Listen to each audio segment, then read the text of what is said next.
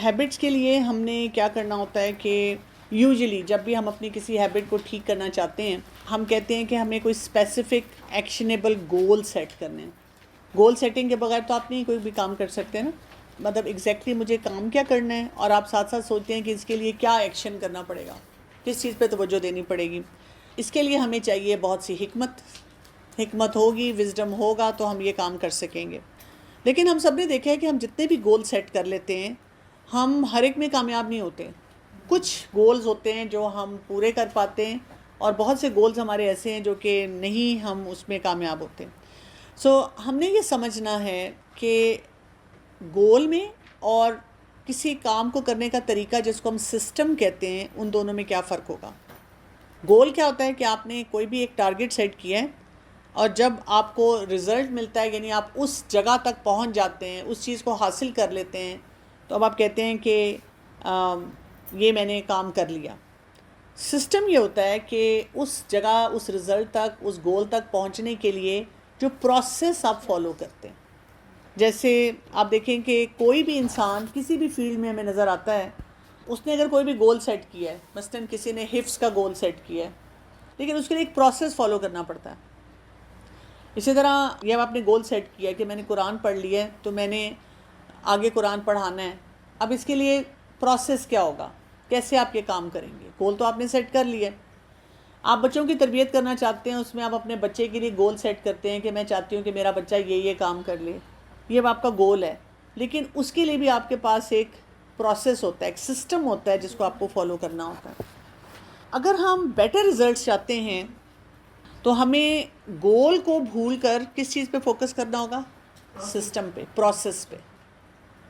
हम सिर्फ गोल को जब देखते रहते हैं कि मैंने गोल सेट कर लिया है, लेकिन उसके जो करने वाले प्रैक्टिकल स्टेप्स हैं जो हमें उस गोल तक, उस रिज़ल्ट तक लेकर जाते हैं, हम उन पे कम फोकस कर रहे होते हैं।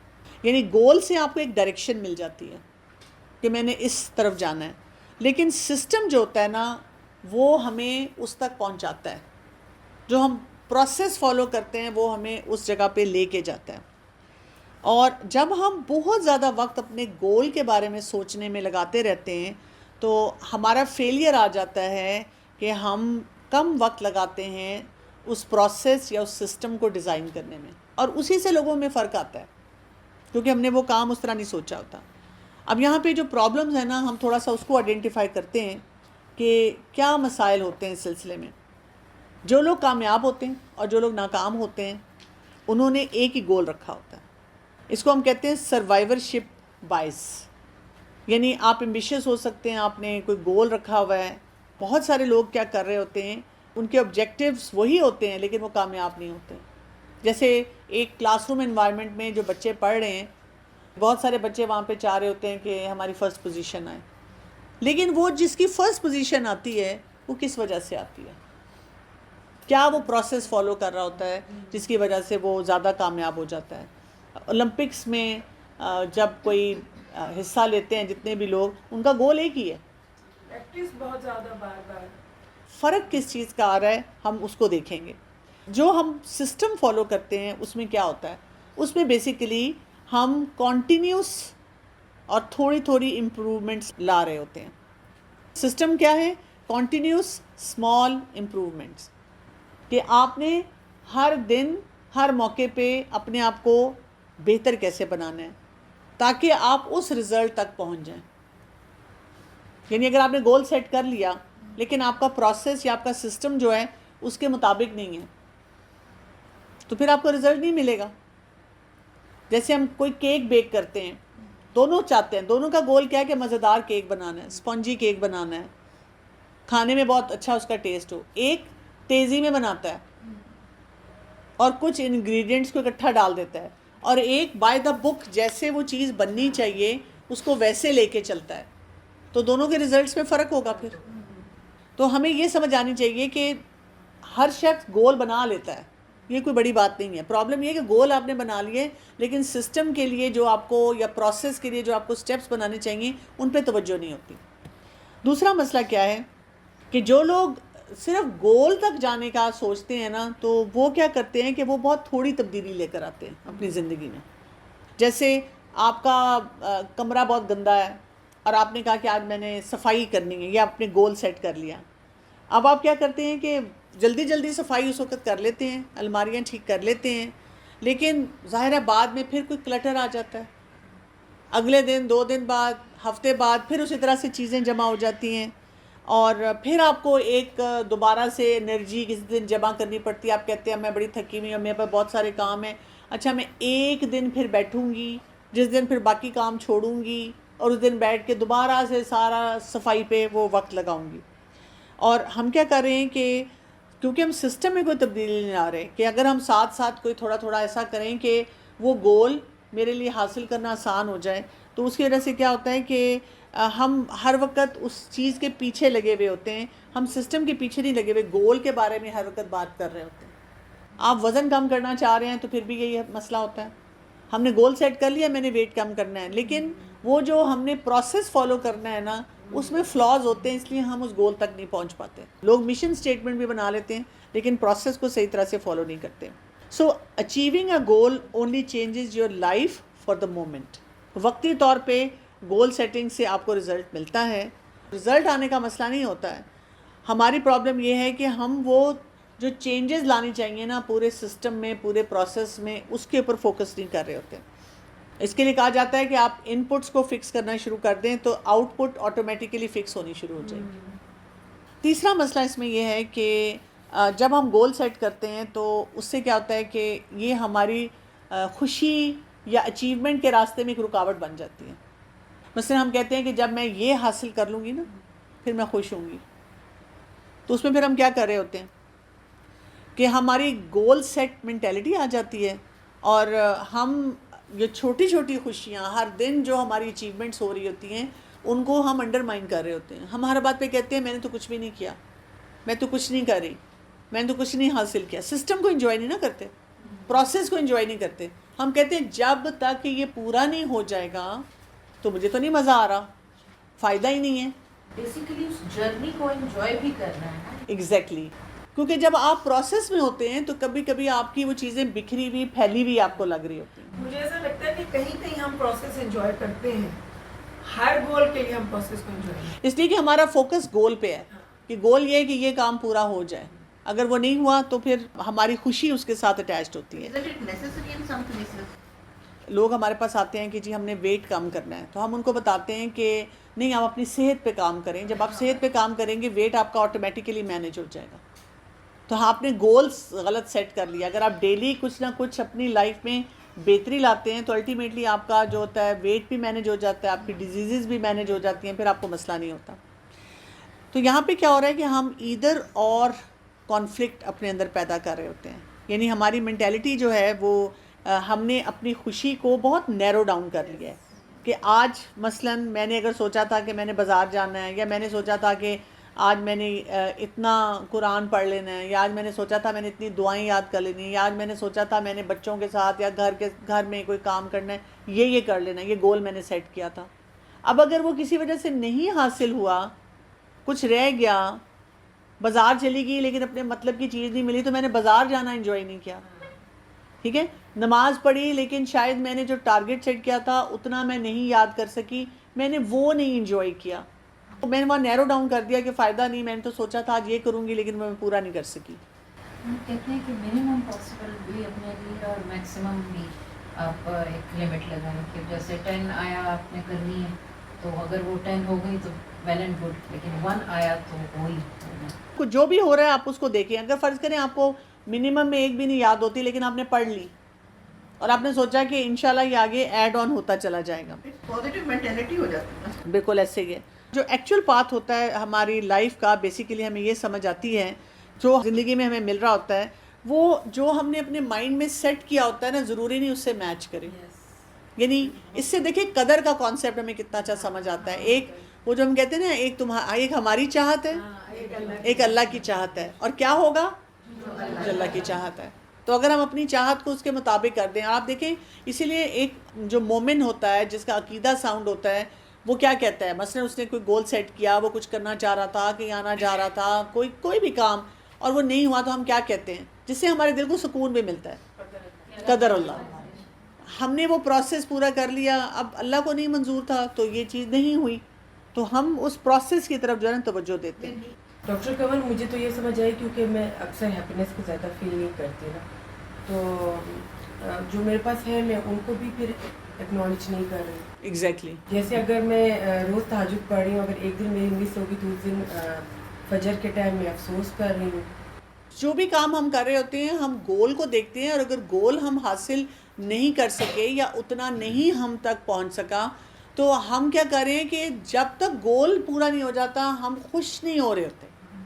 जैसे आप देखिए घर बना रहे हैं आप, अब आपका गोल है घर बन जाए, अब जब तक वो घर नहीं बन रहा आप रोज़ रो रहे हैं, उफ़ अल्लाह आपको नहीं पता कितना मुश्किल काम है, कितनी मुसीबत है, अब ये करना पड़ रहा है, अब वो करना पड़ रहा है, अब ये करना पड़, आप उसको भी तो एंजॉय करें, दैट इज़ एडिंग ऑन। अगर हम कहते हैं कि गोल तो ठीक है मैंने सेट किया है, ये तो नहीं कि हम गोल नहीं सेट करेंगे, लेकिन मैंने असल फोकस उसके बाद किस पे करना है, उस सिस्टम को जो मुझे उस गोल तक लेकर जाता है। प्रोसेस को खुशी के साथ देखना कि इसमें कितनी आपकी एक्टिविटी है। इसके लिए कहते हैं कि fall in love with the process rather than the product. Problem number 4 क्या है? Goals are at odd with long term process. यानी जब आप गोल सेट करते हैं और गोल पे ही फोकस कर रहे होते हैं, प्रोसेस पे फोकस नहीं करते, तो आपकी जो लॉन्ग टर्म प्रोग्रेस होती है ना वो काफ़ी सफ़र करती है, थकना शुरू हो जाते हैं ना, हमारी चोकिंग होनी शुरू हो जाती है। तो इसको वो कहते हैं यो यो इफ़ेक्ट जो है ना वो प्रोड्यूस होता है। यानी आप क्या करते हैं कि आप फिनिश लाइन तक पहुंचते हैं, और जब आप वहाँ तक पहुंचते हैं तो आप वो काम करना छोड़ देते हैं, आप कहते हैं ये काम तो हो गया। जैसे हमारी एज के जो लोग हैं उनके लिए ना आपका गोल था कि मैंने सारी ज़िंदगी कमाना है और जब मैंने रिटायर होना है तो मैंने उस लाइफ को एंजॉय करना है, ठीक है। अब अगर आपने ये गोल बना लिया तब आप रिटायर होके क्या कर रहे हैं? अब कह रहे हैं अब क्या करूँ, गोल तो हो गया, अब आप बोर हो रहे हैं, अब आपको मज़ा नहीं आ रहा, आपने ये नहीं सोचा कि भाई आगे के लिए मैंने क्या करना है, व्हाट नेक्स्ट। जैसे लोग गोल बनाते हैं कि जी बच्चों को अच्छी तालीम दिलवानी है और अच्छी जगह पढ़ाना है और फिर उनकी शादियां कर देनी है, बस ये गोल सेट किया। और उसमें जो प्रोसेस था जिसमें आप बच्चा पढ़ रहा था, हम इतना खपते हैं, बच्चों पे चीखते चिल्लाते हैं, रोते धोते हैं, ये नहीं किया वो नहीं किया, उस बच्चों की ज़िंदगी को हम इंजॉय ही नहीं कर रहे। मेरे पास जब भी कोई माँ आती है ना, छोटा बच्चा गोद में, और वो यही कह रही होती है कि मैं तंग हो रही हूँ और देखें टिकता नहीं, मैं कहती हूँ सुने एक वक्त आएगा आप तरसेंगे, ये बच्चा आपको नज़र नहीं आएगा, वो अपनी लाइफ में बिज़ी होगा, वो शायद आपके करीब भी कहीं ना हो। आप इस टाइम को एंजॉय करें, ये दोबारा नहीं वक्त आना। कभी रातों को जागने वाली माँ हैं, वो कहती हैं रात को सो नहीं पा रही बच्चे की वजह से, तो मैं उन्हीं की जैसे बैठी हूँ मदर, तो मैं कहती हूँ कि आप भी अपनी इस बेटी के लिए जागी हैं रातों को? वो कहती है हाँ जी मैं भी जागती थी। मैंने कहा अब आप सोती हैं? कहती हैं हाँ जाहिर है वो बड़ी होगी तो मैं सोती हूँ। ये बात आपने समझनी है कि उस प्रोसेस को हम जो है ना वो इन्जॉय नहीं कर रहे होते। इसीलिए बहुत सारे लोग जो हैं उनके लिए प्रॉब्लम क्या हो जाती है कि जब वो एक गोल अचीव कर लेते हैं तो वो दोबारा अपनी पिछली हैबिट्स पे चले जाते हैं, क्योंकि उन्होंने फोकस सिर्फ इस पर किया था कि ये हासिल हो जाए, इतना वज़न हो जाए, फिर हम दोबारा वही खाना शुरू करते हैं। मैंने जी सुबह उठना है, वॉक करनी है, अब किसी वजह से अब आप मौसम बदल गया जी, आप वॉक नहीं कर सक रहे सुबह को, तो अब आप दोबारा से उसी तरह सो रहे हैं। अब ये नहीं कर रहे कि वॉक करने का कोई और तरीका ढूंढने। तो ये तो नॉर्मल नेचर है ना, तो इसको मतलब नेचर तो नहीं बदल सकते। अगर आप प्रोसेस पे फोकस करना शुरू कर देंगे तो नेचर को आप नर्चर कर लेंगे, फिर आपको ये पता होगा कि मैंने ये काम जो है वो करना है। पर्पस ऑफ गोल सेटिंग ये होता है कि हमने किसी चीज़ को हासिल करना है, टू विन द गेम। लेकिन purpose of building a system ये होता है कि मैं वो उस गेम को खेलता रहूँ लगातार, मैं उस काम को ताहयात करता रहूँ। इस्तकामत तब आपकी आती है जब आप अपने पूरे उस पर्पस को बीच में लगते हैं। बिल्कुल लाइफस्टाइल चेंज में हम ये बात करते हैं कि ये नहीं है कि आपने वक्ती तौर पे काम करना है, आपने लगातार वो काम जो करते चले जाना है। ये जो साइकिल होता है इसमें समझें कि जब आप एक दफ़ा सिस्टम या प्रोसेस पे फोकस करना शुरू कर देते हैं तो आपकी एंडलेस रिफाइनमेंट आती है, आप कॉन्टीन्यूसली रिफाइन होते जाते हैं और कॉन्टीन्यूस इम्प्रूवमेंट की तरफ जाते हैं, और आपकी commitment level to the process बहुत ज़्यादा बेहतर होना शुरू हो जाता है, और इसी से आपकी प्रोग्रेस आती है। आप वो जो गोल सेट करते हैं आप उससे भी आगे निकल जाते हैं। तो यहाँ पे अब आपने समझना है कि क्योंकि जब हम अक्सर कहते हैं कि मैं बड़ी कोशिश करती हूँ, बड़े टारगेट सेट करती हूँ, मुझसे कोई काम नहीं किया जाता, तो उसमें मसला आप नहीं है। मसला क्या है? जो आपने सिस्टम लिया है ना वहाँ पे गड़बड़ है, उस सिस्टम को आपने ठीक करना है। अगेन इसमें बहुत इंपॉर्टेंट बात वो क्या कह रहे हैं कि You do not rise to the level of your goals, you fall to the level of your systems. ये नहीं कि हम चेंज नहीं होना चाह रहे, हम अपनी चीज़ों को ठीक नहीं करना चाह रहे, हमें वो सिस्टम नहीं समझ आता। तो हम कह रहे हैं कि मैंने वैसे ही गोल सेट किया, मैं तो वो कर ही नहीं सक रही। प्रॉब्लम क्या है कि वो जो आपका सिस्टम था जिसको आपने उठाना था ऊपर, आप उसको उठा नहीं रहे। जिसके लिए जब हम साइकोलॉजी में एक और टर्म भी यूज़ करते हैं, रिस्पॉन्स परसिस्टेंस। जैसे कोई चैलेंज है, किसी रिलेशनशिप में कोई चैलेंज है, हम कहते हैं मैं उसको बार बार समझाती हूँ लेकिन उससे लड़ाई हो जाती है या वो शख्स बात नहीं मानता। इसका मतलब है हम एक ही तरीके से उस मसले को हल करना चाह रहे हैं और चाहते हैं रिज़ल्ट फ़र्क हो जाए। ये नहीं होगा। मसलन आपने एक तरीके से मसले को हल करने की कोशिश की, एक सिस्टम या प्रोसेस को आपने फॉलो किया, आपको रिज़ल्ट नहीं मिला, इसका क्या मतलब है? अब आपको तरीका बदलना है। आपको यहाँ तक भी पता है ना कि जब हम एक बात किसी के सामने बोलते हैं और उसने इंटरनलाइज नहीं किया, वो कहता है क्या, अगर हम वही जुमला दोबारा उसी तरह से बोलते हैं तो नफ्सियाती तौर पे क्या होता है, उसको समझ नहीं आती, वो दोबारा कहता है क्या। और अगर हम तीसरी दफ़ा फिर उसी तरह से बोलते हैं, वो दोबारा कहता, उसका दिमाग शट डाउन पे चला जाता है। और हम अक्सर कहते हैं तुम्हें समझ नहीं आती, बहरे हो। हालांकि असूल ये होता है कि जब आपको कोई बंदा आगे से कहता है क्या, तो आपने जुमले को थोड़ा सा चेंज करके बोलना होता है, क्योंकि वो तकरीबन उसकी वो कॉग्निशन में जाके लॉक हो जाता है और उसको वो बात नहीं समझ आ रही होती। और इसी बात पे आप देखें कई दफ़ा लड़ाइयाँ शुरू हो जाती हैं। सो एटॉमिक हैबिट्स इसको क्यों कहा गया है, इसका मकसद ये है कि एक छोटी सी चेंज है जो आपने अपनी ज़िंदगी में लानी है, लेकिन उसके असरात जो हैं वो क्या हैं, पूरे लार्ज सिस्टम तक जाते हैं। और ये बिल्डिंग ब्लॉक की तरह है कि आप ये छोटे छोटे काम करते हैं, छोटी छोटी बातें सोचते हैं और उससे आपके अंदर बहुत बड़ी चेंजेस आती हैं। तो हैबिट्स होती है ना, ये उन एटम्स की तरह हैं जो हमारी ज़िंदगी में शामिल होते हैं। और अगर हम सही जगह पे इन्वेस्ट करेंगे, सही तरीके से इन चीज़ों को डील करेंगे, तो क्या होगा, हमें रिजल्ट्स बहुत अच्छे मिलेंगे। ठीक, तो जैसे हमने 1% के बारे में पढ़ा था, तो अब हमने क्या करना है, हमारा अगला टारगेट ये है कि हम अपने प्रोसेस को एंजॉय करना शुरू करना है। गोल सेट करें, लेकिन जो उसका प्रोसेस है, उस प्रोसेस में कभी आपको फ़ायदा हो रहा है, कभी आपको नुकसान हो रहा है, कभी आपका कोई फेलियर आ रहा है, लेकिन आप उसको भी इंजॉय करते चले जाएं। आप सोचें कि ये मेरी लर्निंग है, मैंने अपनी लर्निंग पे बहुत ज़्यादा तवज्जो देते रहे। जो आपका सवाल है बहुत अहम है कि हमें कैसे पता चलेगा कि हमने इस जो प्रोसेस हम अडॉप्ट कर रहे हैं वो ठीक है कि नहीं है। तो इंशाल्लाह अब हम इसके स्टेप्स देखेंगे ना। अभी हमें सिर्फ ये समझ आनी चाहिए कि हम उस प्रोसेस को इम्पॉर्टेंट समझ रहे हैं कि नहीं समझ रहे हैं। हमारी तो नज़र ही गोल पे जा रही है। हम गोल सेट करते हैं, हम प्रोसेस पे से भी गुजरते हैं, लेकिन अगर रिजल्ट हमारी मर्जी के नहीं मिलते गोल पे, वहाँ पे हमें उसको संभालना मुश्किल हो जाता है, हार्ट ब्रोकन हो जाते हैं। उसके बाद का जो प्रोसेस है वो भी हमें समझाइएगा। अच्छा, ये जो आपने बात की है ना, अगर आप लेट्स से आपने गोल सेट किया और अब आप उस तक आपने मेहनत की, उस प्रोसेस के साथ गुजरे और वो आपको रिजल्ट नहीं मिला, और अब आप कह रही हैं आप हार्ट ब्रोकन हुए। ये वो लोग होते हैं जिन्होंने गोल पे नज़र रखी होती है। जिन्होंने प्रोसेस पे नज़र रखी होती है तो वो कहते हैं कोई बात नहीं, अगर ये गोल नहीं हासिल हुआ, लेकिन इस प्रोसेस में मैंने कितनी बातें सीख ली, मैं कितनी अच्छी तरह डेवलप हो गई, मुझे कितने एक्सपीरियंसेस हो गए और इन एक्सपीरियंसेस ने मुझे क्या कुछ सिखा दिया। आप उसके ऊपर नज़र रखते हैं और आप फिर क्या करते हैं, आप एक और गोल सेट करते हैं और आप कहते हैं कि कुछ कामों को हासिल करने के लिए आपको थोड़ा लंबा टाइम चाहिए, रिक्वायर्ड होता है। आप फिर एक गोल सेट कर लेते हैं और आगे बढ़ते हैं। मुझे ना आपकी एक चीज़ को याद आ रही है, जैसे अक्सर पढ़ाई के मामले में मदद पूछती है तो आप उनको कहती हैं कि आप ना बच्चे को ये बताएं कि बेटा आपने बहुत मेहनत की है और आप देखते हैं जितनी आपने की है आप थोड़ी सी और करें।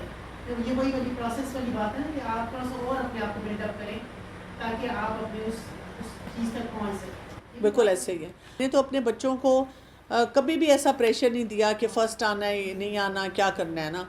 लेकिन देखिए वो प्रोसेस को जब उन्होंने एंजॉय करना शुरू किया, उनके ऊपर कभी ये स्ट्रेस नहीं होता था, बल्कि उनको शिकायत ही होती थी कि माँ आप तो फ़ौरन कह देती हैं कि खैर है, कोई बात नहीं। क्योंकि वो अपने फ्रेंड से सुनते थे कि हर वक्त एक हंगामा है घरों में कि जी इतने नंबर क्यों नहीं आए और ये क्यों नहीं हुआ और कैसे। मैंने नहीं कभी भी ये हंगामा डाला, क्योंकि मुझे इस चीज़ का कभी खुद शौक़ नहीं था। तो मुझे था कि क्या फ़र्क पड़ता, डजंट मेक एनी डिफरेंस ना। मैंने देखा कि अब जब वो यूनिवर्सिटी लेवल पे आए ना, तो उनके अपने अंदर ये शौक़ पैदा हुआ।